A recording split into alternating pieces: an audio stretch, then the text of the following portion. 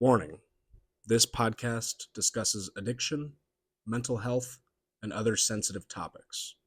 Please listen with care and take a break if needed. You are not alone, and support is available.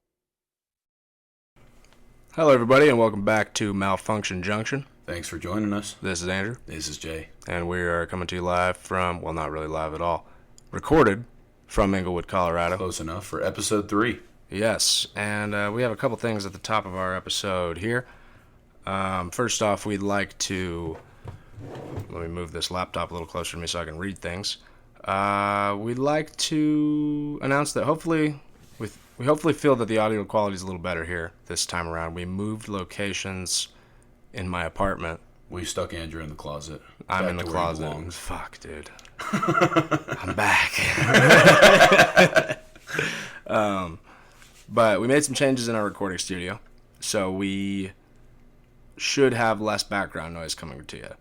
I listened to the episode myself. I'm sorry, guys. I'm better at that than I should have been. I'm worse at that than I should have. I don't fucking know. We're fixing it now. That's the point. Also like to give a shout out to our listeners a couple different places. I know we got listeners all over the place. First off, shout out our listeners in Tucson. Shout out our listeners in Texas, all over the place. There's a couple different places in Texas I know y'all are listening. Sacktown, California. Baby, let's go. Go That Kangs. sounds like a joke, but all right. Is that Sacramento? Sacramento. Oh, okay. Yeah. Go Kangs. You can go ahead and say yours. Florida. Lord knows where they are, but thank you, crazy bastards. Yep, we got some Floridas. And especially, we'd like to give a shout out to those in the UK. We have some listeners in the UK. How about that? Can you believe it? That's fucking pretty cool. I'll save the red coat rant for later. Yeah. Thank you for being here with us, guys. We appreciate you. Yeah, and if you think we're talking about you, we probably are. Mm-hmm. So reach out to us and say what's up on our Instagram or email us or something. Our Instagram is up and running. It is Malfunction Junction Podcast, all one word. And the email is malfunctionjunctionpodcast@gmail.com. Mm-hmm. Make sure to send us your stories, whatever you got sitting in the vault somewhere.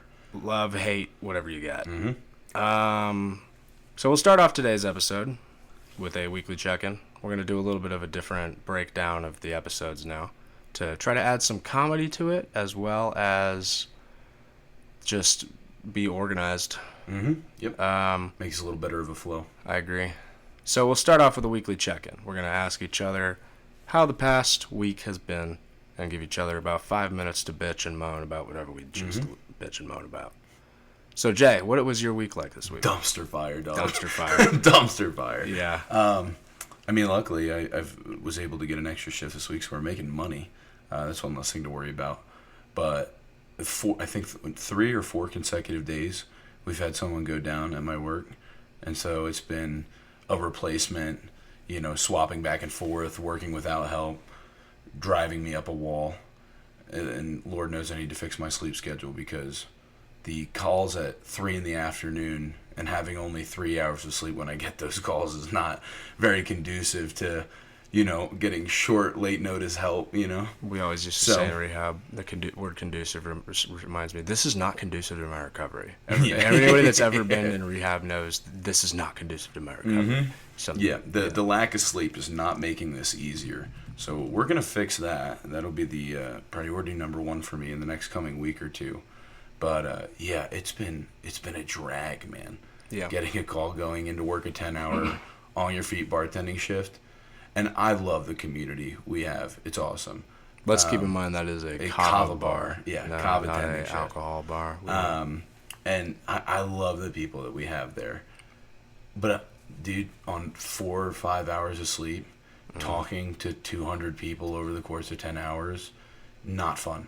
All of a sudden, the people that I love and spend 8 hours a day talking to and hanging out with on shift and after shift and playing pool with and talking about life, suddenly I come in on low sleep and I'm like, dude, if you ask me for something again, I'm going to throw it at you from the other side of the bar. Just start getting that attitude of everything's tense, walking around flex the entire night, waiting for someone to just go, actually, waiting for my boy Jack to go, can I get a refill? But I love them, and I'm very grateful for the opportunity. So we're making the most of it. Got to fix my own personal life. Jack, if you're listening right now, know two things, Jack. Number one, I'm gonna start out good. We love you, Jack. We do love you. We love you so much, Jack. You're one of my favorite people. The place would be much darker without you, Jack. Number two, Jack. You are. I'm gonna be careful with my words here. A special individual. A very special individual, Jack. You're a special boy. I hope your mother loves you. 1 in a billion, brother. 1 in a billion. And there's only 6 of there are 8 of those now. There are 8 of those now. Yeah. There are 8 of you out there, Jack. There are only 8 of you. I've told you there are only 1, but there's only 8 of you. Mm-hmm. It might be 1 in 2 billion. I don't know. I haven't met anyone else like that. I'm assuming. I've never met anyone like Jack. We're accounting for the ratios here. You're a special boy, Jack. He is. Makes my life brighter, so we appreciate him. We do appreciate Jack. And remember, Jack, we started out with "We love you." Of course, and we're gonna end that way too. Yes. A nice little compliment sandwich there. Sure. Yeah. Anything else going on the week? No. What about you, bud? My week was my spring break from my final term of college. Nice. My final spring break. How's that feel? Fine. Yeah. Good. I feel so excited to be done with school. I just need to get done with it. And I have so many projects I'm working on. We also finished yesterday. I'll get to that one, but I've been just swamped with everything. Of course. And but for spring break, I mean, it was great for the first 2 days. My girlfriend was here, or she lives here, not here, but in Denver. Mm-hmm. And I feel like I made that sound like she didn't live here for a second. But yeah. My girlfriend was in town. She's out of town now. That's why I said it. Got it. Going too much into detail. You went long distance for a week. For 4 days. It's been long distance. You holding on okay? Miserable. I'm just kidding. I'm fine. I've been fine. It's been, look, I miss her, but it's been kind of nice. 4 quiet days. She's gonna listen to this for sure. Oh yeah. Hey babe. But no, we went out to dinner Sunday night, and she gets sick Monday morning, like miserably sick, and she's like thinks it's food poisoning, so I go over and take care of her like a good boyfriend does, and I thinking fully the whole time it's not contagious because it's food poisoning. And so I'm like laying in bed with her, just like next to her, like she's shivering, cuddle up to me type shit, and then it's like she gets better the next day. I'm like, oh, it was food poisoning, perfect, like she's fine. And then I get miserably ill with the same thing on Wednesday, like just fucking so sick. So whatever it was I think maybe norovirus was what she had said that it might be. So it was just. Yeah, that was what knocked down a couple people at the job. Yeah, so that's just been going around really everywhere. So I got knocked down on. It was one of the sickest I've ever been. For 24 or 48 hours. For about 12 hours was the sickest I'd ever been. The next 12 hours was like, this is fucking awful. Mm-hmm. And then I was fine at 4 a.m. the next day. It's wild. Yeah, pretty wild. But then I don't know. It was a good Thursday and Friday. Friday we did our auditions for our film Night Cook that I have written and directed. I did not write the original story, I will say. We can shout out our homeboy Travis, T-Dog, who wrote that. Shout out Pumpkin Hill Radio. Shout out Pumpkin Hill Radio. Yes. The boys over there talking about freaks and demons and Bigfoots and walkers and all kinds of crazy stuff. Yes. Very cool podcast. Check that out. Very cool podcast. Check them out. But, yes, Travis and I are making a film together that he wrote the original of. I adapted into a screenplay and we'll be directing it. We did our casting yesterday. Auditions for casting. We've done 2 rounds now. I don't remember an invite. Yeah. You're trying to well, there's a fucking sign. Can I be the damsel in distress? Is there one of those in there? Let me talk about that later. Okay. There actually is someone we can talk to you about that. But it'll be a voiceover role. But got it. So Yeah, so we did our casting on Friday, and we had it the Friday before as well, and it went really well. We found Awesome. all 4 parts, 5 parts really, because there's 2 voiceover roles, and we figured we'd get the sixth, which is one I'll talk to you about. But we got the main voiceover role, and we got the 4 actors, and they all fit the role perfectly. They were all Sweet. super stoked to get the role and to like be a part of it, and to just like dude, the best part of my day today, I got to call 4 people and tell them, hey, we're gonna work with you, and they were all so hyped. That's sweet. It was like it was fucking great. Is T-Dog going to be in it? He's gonna do a kind of like a extra role type thing. It's like, so there's this one part of it where there's like a silhouette that is like kind of a main part of it, and he is gonna play the silhouette just because he's Got tall it. and freakishly built. Yeah. He's going to look like a light pole shadow. But I told him That's going to be the it's silhouette. so funny. It's going to look Yeah. like a matchstick that got dipped in charcoal. He's the man. We love him. Talk about a creative mind. But anyway, yeah, that was my week. Nice. We're recording today on a Saturday. Probably will drop this later tonight. You'll probably all hear it on Sunday. Hopefully, we'll be getting on a weekly. Well, we are on a weekly schedule to drop on Saturdays. It'll either be Saturdays or Sundays forever. Hopefully, Yes, we will be more consistent.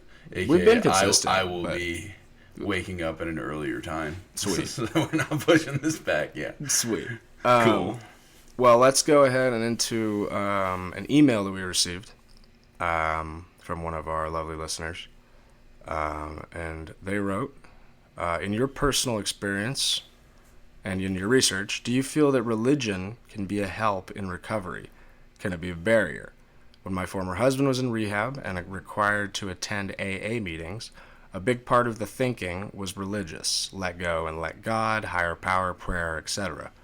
And this was a huge turnoff for him. So the question essentially being, do you feel that religion can be a help or a barrier in recovery? And I know I have some thoughts on that for sure. And I know you probably do as well. Do you want to go ahead and start? Sure, let's do it. So I think the undeniable answer is that it's both, and both to a large degree, right? For myself, earlier in life, religion was a key turning point in my mental health journey. It was kind of the thing that kept me from, pulling the trigger, so to speak, many times over.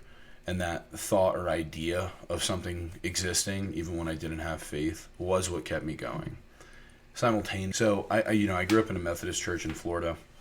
They were extremely good to me there. A lot of my youth and adolescence was spent with people from that church and so on. So when I went back to it, especially around the early stages of starting to get into heavy drinking and heavy smoking and letting my life kind of derail, that was a very, very crucial community for me to rely on. Now, like I said, I have friends that have zero interest in pursuing that route, and in being non-pursuant, trying to push them into that. I would classify my sister as one of these people. I don't want to open up too much about her experience just because I'm not sure. You don't have to do that. Yeah, where she stands on that. Yeah. But in her recovery process, I know enough, and I don't. Yeah, that's not in her fair recovery to her. process, for sure. Her and I talked multiple times over about religion and how that gets pushed in those programs. And so, for some people, it is the biggest turnoff. I mean, for this listener, clearly, it was something that pushed this individual away from that rehab treatment because it felt probably like a little bit of indoctrination. I think for certain people, they want to feel that they have power and control over their positive change, right? They want to be able to take responsibility for the steps they make. And for other people, they want to take their negative traits and the things they hate about themselves and put that into the arms of something higher, right? They're like, well, God made me this way, and so he'll love me regardless. And it's easier because you can see yourself as whole. Whereas other people want to feel like they have some sort of like autonomy and action in their own day-to-day lives. So I think depending on where you're at in life and what you're looking for, that seems to be kind of the core breakdown of how well you'll respond to it. But what do you think? I definitely agree with pretty much all of what you said there. And And I also feel that, I mean, there's, it definitely can be looked at from a few different perspectives because it can be a barrier in your recovery. If you are not someone that was raised with it and you were brought into an AA meeting and you hear the let go and let God stuff, how you need to have a higher power, that type of thing.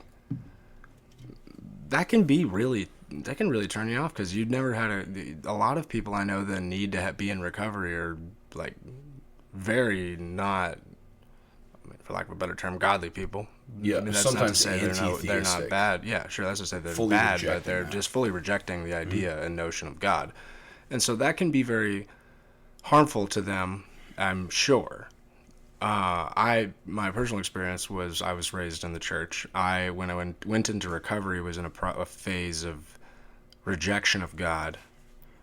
At least at the first time I went into recovery, but I at least had the idea of that was there, and that was a thing that that was a real.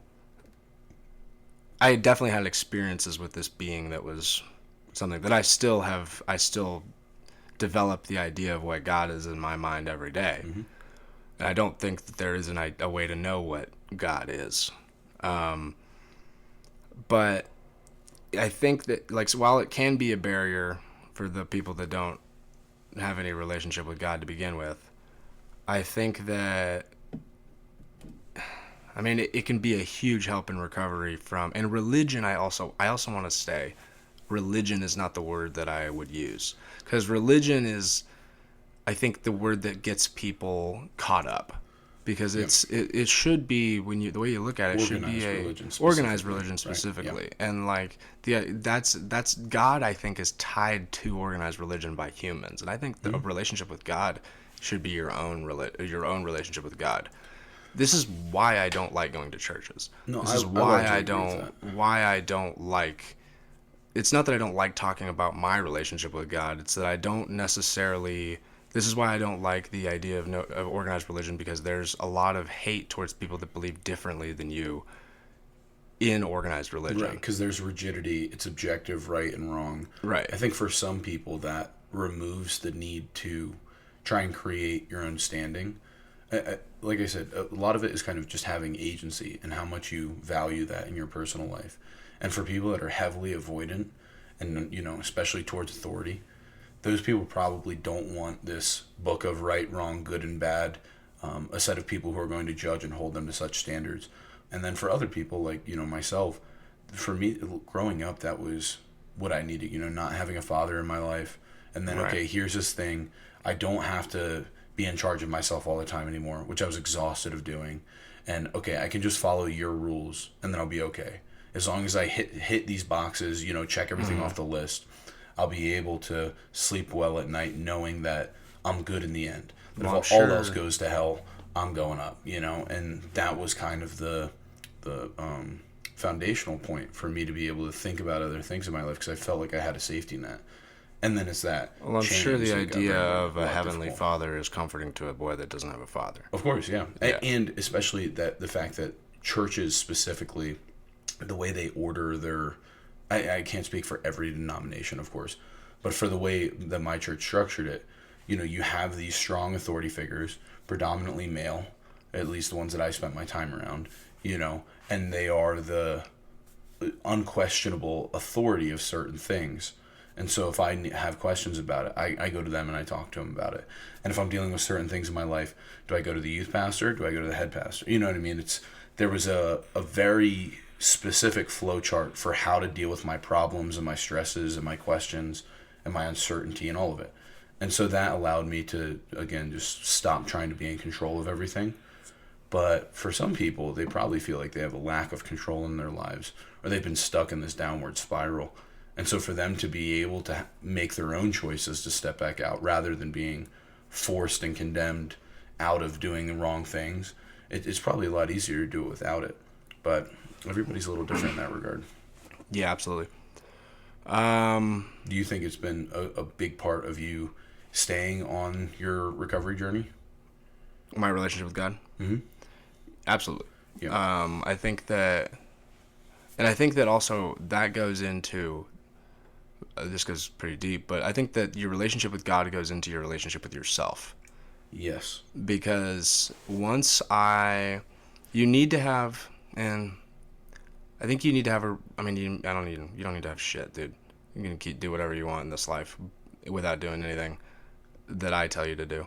But one thing I think that I need in my life is a relationship with God in order to have a relationship with myself. Because Mm-hmm. I always I fully hated myself growing up. And because of that, kind of hated God. That was one of the main reasons I walked away from the church at age 16. The day I turned 16, I stopped going to I'm church. 100% with you, man. And the reason that because I was just questioning everything. I didn't know what was told. I'm not the type of person to just take what I'm told and believe it.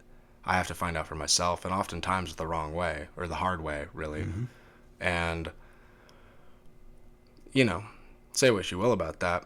It's taught me a lot of lessons, and one of the things that I needed in order to have a relationship with God and myself was a relationship with one and the other. Like they both worked hand in hand together, and to have a relationship with myself meant to. And by the way, relationship with myself meaning that like I no longer despised looking in the. There's a line in a Billy Strings song that says essentially something along the lines of like you can't stand looking in the mirror, Mm-hmm. and it's definitely deeper than that, but that's the gist of it, is that you can't stand looking in the mirror, and this one line at least, and it's I used to definitely feel that way. Like I couldn't stand looking in the mirror unless I was like on drugs, which is so weird. Mm-hmm. But most people can't stand looking in the mirror on drugs, but are fine looking at it the rest of the time. I was the exact opposite, Yeah, I'm in the same boat as you. and I once I developed the relationship with the idea that I didn't hate myself and that I wasn't a piece of shit and that I had something to offer the world and that that I was alive for a reason, that I had survived my trauma, all of it for a reason, and that I wanted to do something with that. I wanted the chance to operate on a higher level. Mm-hmm. That was when I needed to talk to God, and Right. it was really saying, it wasn't asking. I think another important thing is, don't if you're praying, you're not asking God for things for you. Of course not. You're asking God to have His way with you, essentially. Essentially, Right. you're asking God to fuck your life up. Mm-hmm. You're asking God to, if you're going to accept the idea of God, and I think also the idea of God is, my personal idea of God is I think of it as an artist, the artist of all. And I think of it honestly really as, I don't think of it as this all powerful thing in, I think of the thing as the creator of it, and things can corrupt that creation. Mm-hmm. Just as you can get a virus in a computer and corrupt the computer, you can corrupt humans. And I think that there's a lot of this world that is corrupted, unfortunately, and corrupted is a it's an unfortunate thing for people that want to live good, because the people that live poorly and live corrupt, one bad egg, right? Yeah, But and then it's very hard to get out of that cycle as well, because I think the self-hatred cycle it's a negative feedback loop that feeds into itself. And you don't like yourself, so hating yourself gives you a feeling of being good, because at least you're acknowledging how awful you are. So then you hate yourself more because you've nitpicked yourself further into the ground. And then, again, you find something wrong with yourself, you get to be the voice of good, calling out the bad behavior, mm-hmm. and you just enter this feedback loop of like, I'm such a piece of shit, but at least I know I'm a piece of shit, and Right. you play that game, and it just goes downwards and downwards and downwards. And having something to look up to is incredibly promising. I do think that the quote that describes it best, and I'm very sorry to whoever came up with it because I can't remember it, but it was God is the name of the blanket we throw over the mystery to give it shape. Interesting. And so to me, since moving in towards That is a very good way to put it. yeah, I'm moving in towards like Christian Unitarianism, and very much liking the moral structure and systems that exist within a little bit more of the organized religions, which I do think to be inherently more humanistic, but also practical in that way. I think that the societies that all shared those views tended to flow and function relatively well. And so I see the benefit in having those shared value systems. I also see that a lot of it is tangible, that like prayer is something that we can measure consistently. Andrew Humeran has talked about that repeatedly. There's like many large studies that there is a difference between prayer and meditation, and that having moments of repentance and having these times where you can kind of throw up your hands and say, yeah, I suck sometimes. I'm sorry. I'm really sorry about that. And throw that out into the void. It is a very freeing thing. And so again, this idea that the blanket gets thrown over this kind of darkness, and then we have a shape that we can kind of visualize.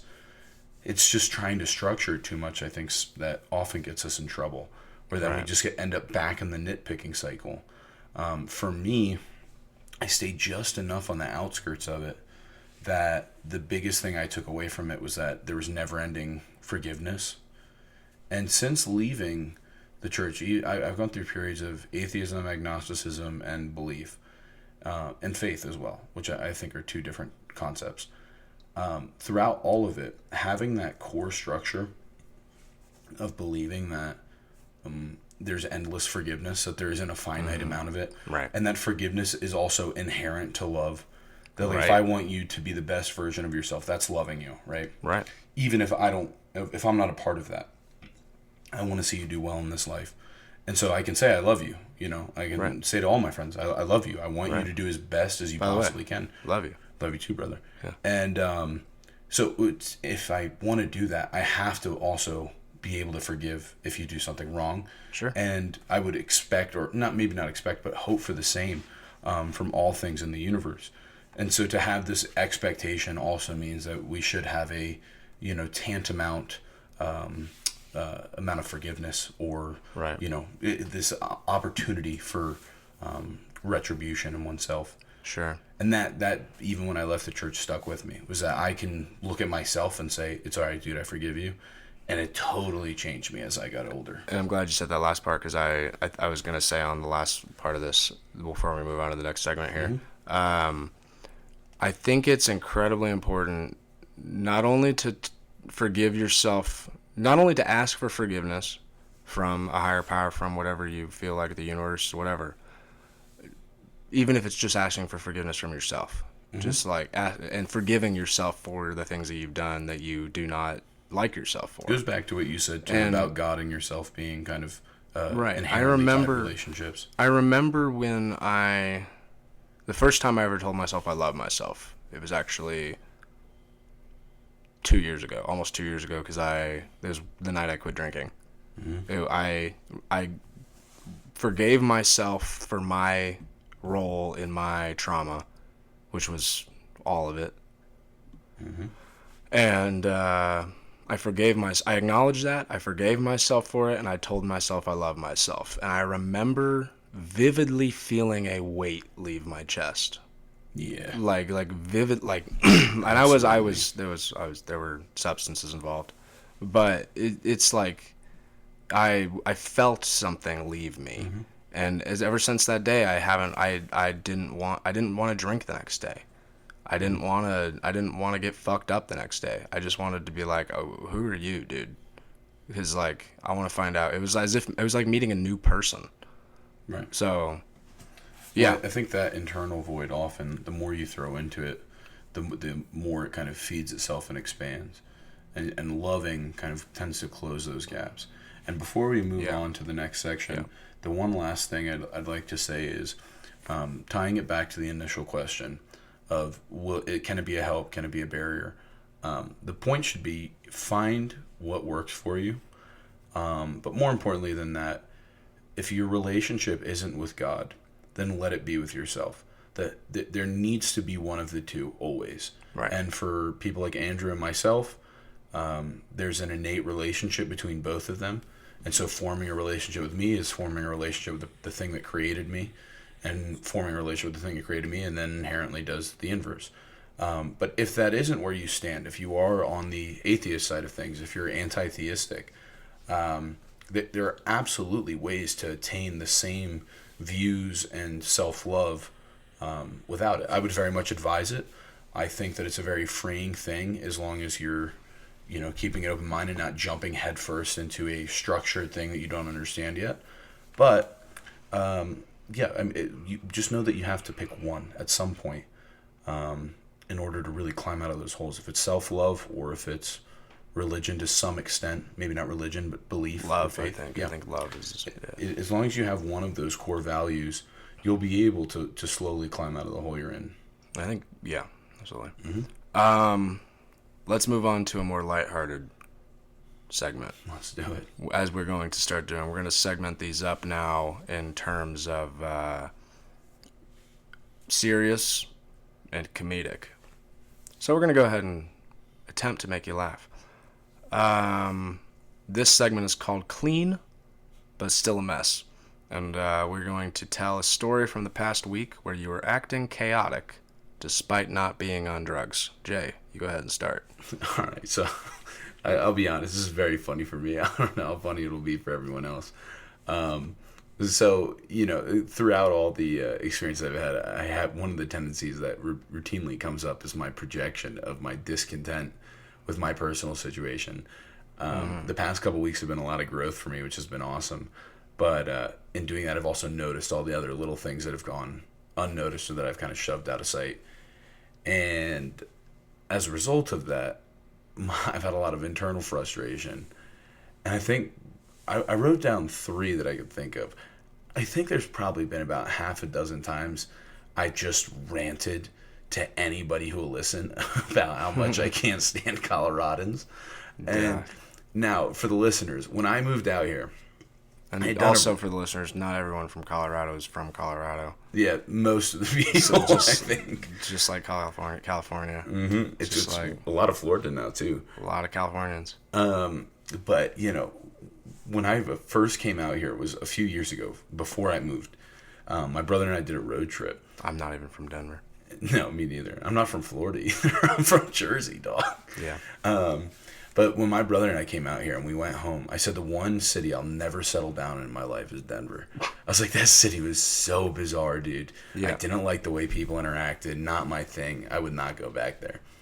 And then a few years later, I was figuring out where to move, and I'm like, well, it's probably the one that'll lead me to the most growth as a man. And I'm from a more conservative area. I felt really uncomfortable out there. This will be really good for expanding on it. And so I've had a lot of cool experiences. But like this week, anytime someone's listened, and I always feel bad after, just, first of all, I'm just going to let it fly. Why the fuck do people out here not understand what turn signals are and how long to keep them on? Dude. I came from Florida. I thought people knew how to drive. I thought people didn't know how to drive there. They're just assholes in Florida. Out here, it's legitimately dumb people. I don't think they've ever taken a driving test. No, that's the thing here. They don't. You know how you had to get a permit. Mm-hmm. I think they do now. Someone told me they didn't have to take a particular driver's test. If they test. got a permit, it was a written test and a hope and a prayer. Because it doesn't. Someone told me they don't have to take a particular type of driving test that Yeah, that'd be evident. That'd be evident. Yeah. Because it's bad. It's really bad. It's really bad. And I'm usually good about it, but in times like this in my life, I feel it bubbling up. Yeah.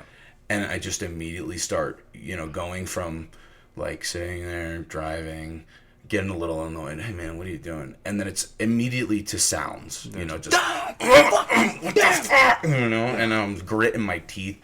And then I can't have the balls to go up and just get side by side, because I'm like, what if he has a gun? Because that has happened to my family in Florida. That happens here pretty often. Like my aunt got a gun pulled on her on I-275 for cutting somebody off or something or the other. So I don't do that. So then I just sit in my car losing it. Yeah. And then, of course, every time I've gone in and, like I said, somebody's giving me, and they're like, oh, so how do you like it out here? And I go, dude, let me tell you, this godforsaken state. There are cities that God has left. There are cities that God has forsaken. This city is forsaken, brother. Why is everybody out here a lunatic? And I just, in turn, become one myself, you know. But I think it's the lack of altitude. or the lack of oxygen at this Okay, altitude. yeah. Say, I there's a lot of think they're altitude, a little like what would the word be? Hypooxygenic. Sure. They just Sure. don't have enough oxygen getting to their brains. Also, they're all fucking baked, dude. Yeah, there is. I that. can't say I'm not one of them. But Yeah, well, replacing oxygen with weed doesn't make you more likable. Somebody needs to tell the city of Denver that that's the case. Because I think they feel more likable because they're in their little happy high stance. And I can't stand it. Also, why the fuck do the homeless people out here have to scream so much? Oh, God. I lived next to so many crackheads in Florida. Some of the nicest people I've ever met. Dude, if I get screamed at again, I'm just going to scream back. Yeah. I can't. I did that once. Start match the energy. I did. I just don't know where matched to the go with energy this. together. I stole like some stuff from some guy's patio back there, and I was like, just Started matched the screaming. energy, started screaming at him. Yeah, He's like, and- oh fuck you! I was, oh fuck you! Like just got upped him. I've been all over this country. I've been lucky enough to travel to a lot of states and a lot of cities. There's a lot of unique places. There's a lot of crazy places. Yeah. Florida, there's quite a few in Florida. Yeah, This is the weirdest fucking place I've ever been in my life. and they're mountain people.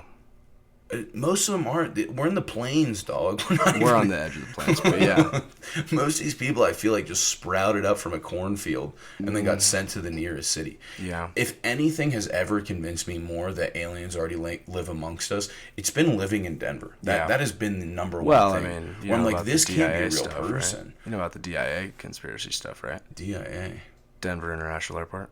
Oh yeah. Yeah, I mean, That's where they're coming from. The underground. this is These the are lizard people's headquarters. Got it. So we got troll. As far lizard as people. it goes, I mean, if there are lizard people, they're supposedly headquartered here. And I try and operate from a space of love. I still get that internal frustration, and then I take responsibility for it. I'm like, all right, I'm being an asshole. Sure. But like, I had a couple people come in the bar recently. I had this one guy. He sat down. It's 10 minutes before we close. Right. This guy comes in, and he goes, "Man, pour me something." And I go, "Okay. Do you drink kava? Like, what type of ethnobotanicals are you into? I was like, do you just want a tea? And he goes, "I don't care, man. Pour me whatever." So I pour him a drink. I'm like, "First shell's free, man. We like to pay homage to the communities. I'll do one with you. We're going to bull it together, And he goes, "What is this?" And I goes, "Kava." And he goes, It's not alcohol?" And I go, "No." And he goes, "Oh, my bad." And he gets up and he starts walking in the wrong direction, turns around and walks out the door. The whole time up to that point, this man has been telling me throughout the few minutes we're having this conversation, "Dude, don't judge me, man. I don't give a shit, man. Don't judge me, dude. Just let it go." And then I realized after he left that he was relapsing because somebody else mentioned it, that they had seen him in before months ago. Okay. And I was like, you just had a sign. Like, you went into a bar to, like, say screw it. Ended up at a bar that's made for people getting away from where you're from. And you were just like, fuck that. Nope, I'm gone. And I was just like, man, I want to be around more, like, super religious people. I like meeting people that have a fear of God in their hearts a little bit. That's crazy, dude. Where somebody would go, "Oh, man, this is the Lord. He's telling me I can't drink tonight. All right, let me get this kava stuff, I'll try that." Oh shit, this stuff makes me No, feel this pretty dude good. just said, "All right, No, fuck it, then I'm out." And Yeah. he went, and That's hilarious. Lord knows where else. That's hilarious. So that's the end of mine. I've been on a little bit of a ranting all psycho good. rage the last few days. It's all good. Makes for good content. Yeah, I I had hope. some more sleep, and hopefully get some more the next sleep. time talk about how much I've enjoyed my experiences with everyone. Yeah. My story from the past week. On Wednesday I got sick, and this is just a short one. It won't be as long as Jay's anywhere near it. I acted chaotic because I basically just yelled into the abyss. I just yelled into the abyss, like when It's a good feeling. yeah, and I'm sure my neighbors heard me, but it felt good to get out. But I did feel like, what is wrong with me? Like, why am I just yelling at things? Yeah, no, it can be a scary experience when it's involuntary. There are some times when you're just like, all right, I gotta let this out, and you set aside a little time for it, and then the scream is kind of a nice release. And then there are the other times when it just kind of slips, and you just start spazzing a little bit, and then afterwards you go, "Jesus, what the hell is wrong?" Do we want to move on to the vault section? Yeah, sure. Let me. We're gonna pause and come back one real quick second, y'all. And we're back. Sorry about that. Amy Dog, my lovely animal, got into the room. We had to kick her out, unfortunately. She makes too much noise. But we are back and coming at you again from Englewood. We're going into our next segment here. All right, we're going in again for serious. That'll be. You can go ahead and announce this one. Yeah. So this next one is going to be called "From the Vault." I think we're going to try and incorporate this a little more often in future episodes. In this section of the podcast, we're going to talk about posts we had, journals, texts, anything from times when we were still using, stuck in the cycles of addiction, etc., and kind of explain some of the thought processes, where we were at during those time periods, and kind of how it contrasts, and maybe some differences in how we've dealt with it since being in those situations. So, Andrew, you want to take this one away? Yeah, I will take. I'm gonna read from my psychedelic trip journal. I have 2 entries that I'm gonna read. We'll read the first one from actually today. That would be March 29th, but in 2021, so a few years ago. And I have also another one to read right after that is better. But I wrote on March 29th, 2021, about Delta 8 THC, a strange substance almost indistinguishable from a regular Delta 9 high, but somehow it's legal in Texas for those 21 and over. I'm having difficulty collecting my thoughts. I find it better to just write word by word. I feel I would get more done that way. A high similar to that of my first THC high, all the way back when I was 16 and hang out with... I'd smoked before that with 2 other people, but this was the first time I'd got that high. What a road it is! What a road it's been since then. Delta 8 makes me feel very distracted, like I have a mission, but I get off track of it very easily, and then remember 2 minutes later and get back on track. I'm not sure how much I like it. It's certainly enjoyable, but I'm almost too high due to zero tolerance to this particular substance. That's what we got from today, a couple of years back. Yeah, that's not how I write usually. I write much different than that usually, and so that substance very clearly fucked me up. Yeah, and it creates very choppy thought. In my experience as well. Yeah. Yeah, no good. I didn't like that stuff. It's like really harsh on your fucking lungs and really harsh on your throat and like. What was it? A cart or flower? It was a cart. Yeah. Yeah. I don't like that stuff. My friends that are in Texas now. Shout out Zach and Hemi. Love those 2. Those guys. I need to send them some weed from Colorado. Of course. Hypothetically. Yeah. Allegedly. Yeah, allegedly. In spirit. In spirit, is yes. what you need to send it as. Yeah. Yes. But yeah. Because they don't even have Delta 8 anymore. Well, actually, I guess the weed that's legal in Texas is just fucking weed. It's just a loophole. Because, weed, the crystals on weed, the keef and whatnot, that's not THC as most people think it is. That's THCA. Well, I think that's what I was going to say, is they have a ton of... There's so many now. There's, like, HHC, Delta Zero. It's all been around. It's just they're identifying it now. Well, and now we're getting way more potent concentrates of them. Yeah. And we're able to kind of dial up and dial down the plants and just crossbreed and selectively breed them until we get But I'm pretty exactly sure what we're looking in for. Texas it's the hemp bill, like, loopholes it. Yeah. And, It's the same one that Delta 8 got through. And then Delta 8 got shut down heavy, and then they just switched it to Delta O, Delta A. Yeah. It's the same HHC. thing as spice, which is like they just switch the chemical every couple of years. Mm-hmm. But it's a legit chemical. Mm-hmm. Yeah. Apparently. My experience of it was very paranoia-inducing. I didn't like it. Just smoke real weed, everybody. If you're going to smoke at all. Or don't smoke at all. But if you're going to smoke real weed. Mm-hmm.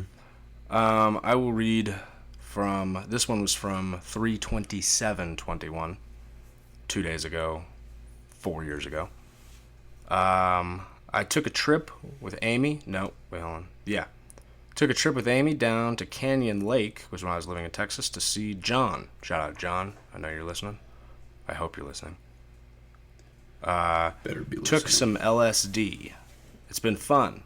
I've never tripped with a professional musician before, and it's incredible to hear his insight on music. Sitting here now listening to one of his musician friends play whatever he wants to on the guitar, and it sounds like it's on the radio.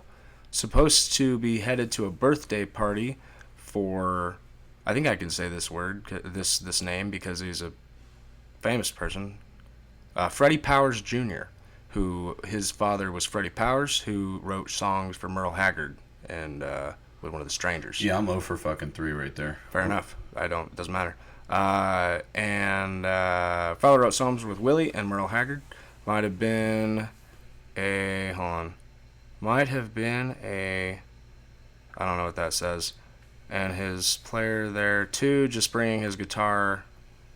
I don't fucking know, dude. I'm losing my handwriting here. Had a blast. Was just an artist around other artists tonight. Everywhere I looked, some other musician or artist was there. It was beautiful. I had a number of great intellectual conversations, as well as ran into and befriended the frontman of the Goddamn Good Time Band, a group I spent 3 weeks trying to see. I will mention that last one. The Goddamn Good Time Band is a goddamn good time, and if you're in Texas area, you should go see them. Shout out Steve. It is fucking rock and roll, blues, jazz, that type of ordeal. It's the shit. And my man Steve Klotz, say that too because he's a musician, and John Napier was the guy that I was talking about. He's also a musician. Those guys are fucking awesome. And the Goddamn Good Time Band, I spent 3 weeks trying to fucking find in, like, there's a weekly, there's like a weekly magazine in Austin that gets, like, prints all the weekly music events going on. And I would see them and I'd be like, the Goddamn Good Time Band, like, I gotta go fucking see those guys. And I missed every show for like a month straight. They were playing like every night, every week for a month in the same location that was right down the street from my house, and I fucking missed every single one of them for a month. And then I ran into the front man of them at this party for Freddie Powers Jr., which is a great name, by the way. It is sick. And ran into him there, and I was like, what's your band? Like, he was like, we're just chatting, smoking a joint, and I was like, what's your band? And he's like, oh, the Goddamn Good Time Band. And I was like, what? I've been fucking trying to see you guys for fucking, like, a long time. He's like, that's crazy, dude. Like, come back to our next show. So I, like, went to the show. Did he offer you tickets? Well, it wasn't even like that. It was like a cover charge type thing, because it was just at a bar. Oh, okay. And, gotcha. I go up to the I didn't pay the cover charge because I went up to the bouncer and was like, hey, Steve sent me, and he just opened the door. Nice. And it's one of the coolest I've ever felt. It was like a $20 bar $20 you get out of charge, it. But it was still like VIP I'm for awesome. me.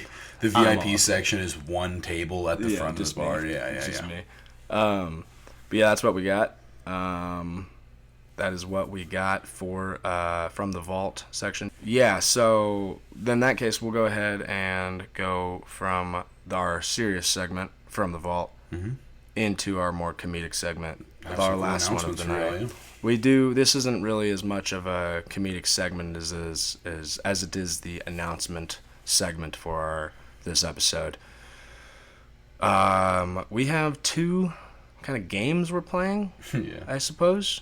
On our first episode, anyone that listened to our first episode will know, and maybe at least, that I had said something to the lines of, if you score trauma, if you make trauma a competition, you are a sick individual. Yeah. Well, we are sick individuals, folks, and we're going to go ahead and we're going to make a game known as Trauma Bingo. All listeners, you are being called now to send in your suggestions for Trauma Bingo. These can be things that happen to you. These can be things you know that have happened to other people. We just want to hear what your suggestions are for this game. We would like to have a large enough bingo card that we can play. And maybe it won't be a straight up bingo type, call your number type thing, but it'll be like a point system. So we'll go 1 through 5 on the points, and we will make those points up. But if you could send in your suggestions for trauma bingo to our Instagram, Malfunction Junction Podcast, all one word, or malfunctionjunctionpodcast@gmail.com, that would be lovely. We will announce a date for the trauma bingo episode. It'll probably be a few weeks out from now. Yeah. Probably episode 5 or 6. Yeah. Episode 5 or 6. We'll do one of our episodes of trauma bingo. Yeah. And no cheating. Don't do some super personal shit. It can't be like something that could have happened to out anybody. and slept with John Malkovich behind the bar up in Fort Worth, Texas. You can't say that. Andrew checked that off already. That's his mark. Nobody else is allowed to put that down. I'm in the closet, Jay. Literally, I'm in the fucking. Yeah, we know. I'm in the fucking really small fucking. I have a lot of shit in here, dude. There's a lot of shit in here. You gonna come out soon, or? Once this episode's out. Oh boy. Yeah. Make sure to let everybody know. Yeah. Yeah, and we will also be announcing another segment that we need anonymous listener stories for. It's called Shit I Did for a Fix. We will read, hopefully, we will get some of these in the next week. We are looking for you guys to send us a story. Something that you did that is gnarly, that you did to get high. And we will vote each week, well, each month really, on most deranged from what has gone on in each episode throughout the month. And also for the year, there will be awards.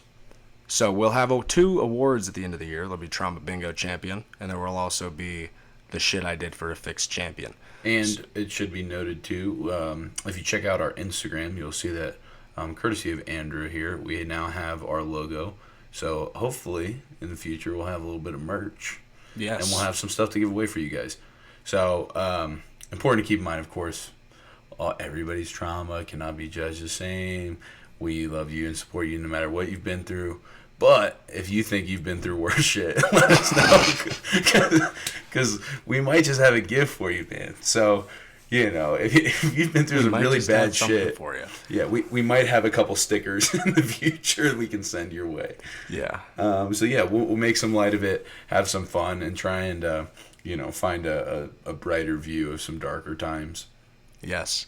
On that note, I think that is our cue to call it an episode, I believe. I think so. And so thank you again for listening. You can follow us on Instagram again. That is Malfunction Junction Podcast, all one word. Mm-hmm.